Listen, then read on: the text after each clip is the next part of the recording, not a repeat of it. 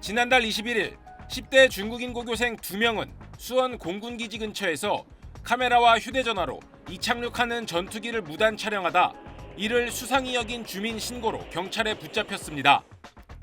이들의 카메라와 휴대전화엔 최소 수백 장의 전투기 사진이 담겨 있었는데 수원뿐 아니라 오산 공군기지와 청주 공군기지에서 찍은 F-35 스텔스 등 전투기 사진들이었습니다. 또 인천과 김포, 제주공항에서도 민간 항공기와 관제시설을 촬영한 걸로 조사됐습니다. 두 사람은 지난달 18일 입국했는데 당시는 한미연합연습이 진행되던 시점이었습니다. 수사당국은 이들이 지난해 하반기부터 두세 차례 입국한 사실도 파악해 출국 정지했습니다. 당시에도 군사 보안시설 무단 촬영 등 행위가 있었는지 확인하고 있는 경찰은 이들이 누군가의 지시를 받았는지, 촬영 사진들을 어디에 활용했는지 등을 확인하며 대공 용의점이 있는지 집중 수사하고 있습니다. 조사 결과 관광 비자로 입국한 이들은 학교에서 휴가를 받아 한국에 왔고 비행기 사진을 찍는 게 취미라고 진술했습니다. 또 이들 가운데 한 명은 아버지 직업이 중국 공안이라고 진술해 당국이 사실관계를 확인 중입니다. 중국인이 군사 보안시설을 불법 촬영하다 적발된 경우는 이번이 처음이 아닙니다. 지난해 6월 중국인 유학생 3명이 부산에 입항한 미국 항공모함을 드론으로 촬영하다 검거됐고 같은 해 11월엔 국정원 청사를 촬영하던 중국인이 붙잡히기도 했습니다. SBS 신용일입니다.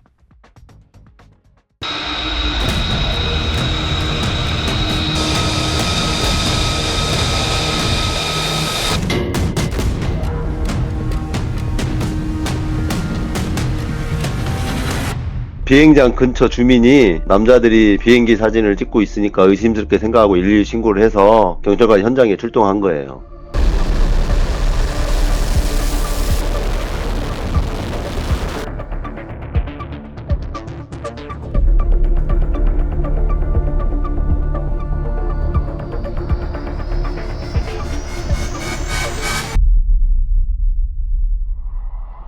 군사기지 및 군사시설보호법에 적용되는 거기에 의해서 이제 보호되는 군사시설이다 이렇게 보면 되겠고요. 무단으로 촬영을 할 경우에 있어서는 3년 이하 징역 3천만 원 이하 벌금을 받도록 이렇게 이제 엄격히 제한되어 있죠.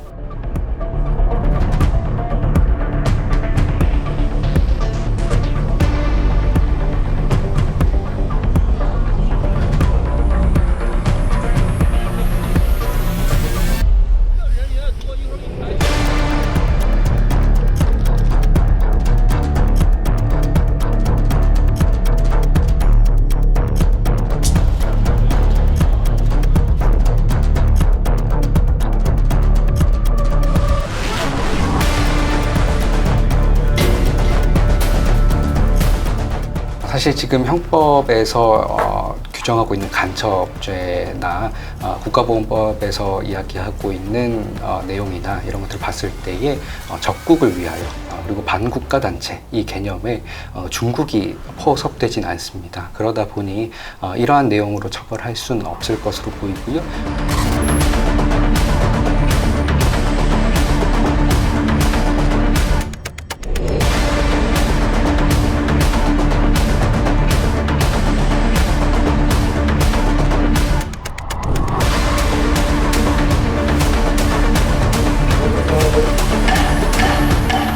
이제 6.25 전쟁 이후에 주로 우리의 그 간첩 행위의 대상이 북한이기 때문에 이제 적국의 적용 범위가 한정돼 있었거든요. 오늘날은 냉전 이후에는 적국이나 우방국이나 이런 게 사실 이제 구분이 없다시피 적국이 아닌 외국으로 좀 확대하는 이런 이제 조치가 수반돼야 된다고 보고요.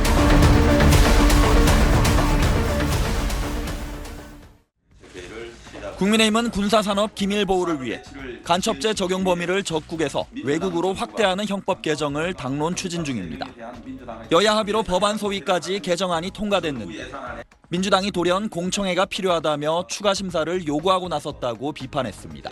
이재명 민주당은 군사, 산업 기밀 해외 유출을 간첩죄로 다스리는 데 반대한다면 도대체 민주당의 정체성은 대한민국 정당이 맞긴 하는지 묻지 않을 수 없습니다.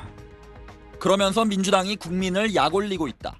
간첩죄를 거부하는 자가 간첩이라며 정기국회 내 처리를 압박했습니다. 이념 논쟁이 개입될 여지가 없습니다. 산업 스파이 잡아야 되지 않겠어요? 그리고 얼마 전에 뭐 중국인이 항공모함이라든지 이런 사진 잔뜩 찍었다는 얘기 나왔지 않습니까? 그걸 지금 간첩죄로 처벌 못합니다. 민주당은 간첩법 개정을 반대하는 게 아니라고 반박했습니다. 간첩죄보다 처벌이 가벼운 특별법 조항들을 먼저 수정해야 한다며 당연한 법률 개정 절차라고 설명했습니다.